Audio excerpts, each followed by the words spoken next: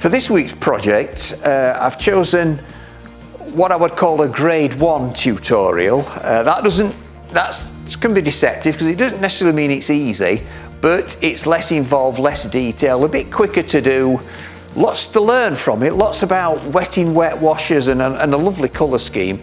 You will see that I've taken the photograph as an inspiration, a starting point. I've deliberately not made it as red as that, left a bit more lighter, white paper showing through in parts.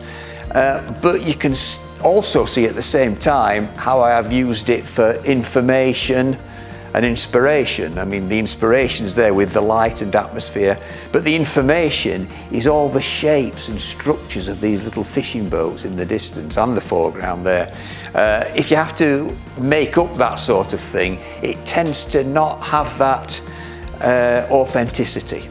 So yeah, a really enjoyable one to do this.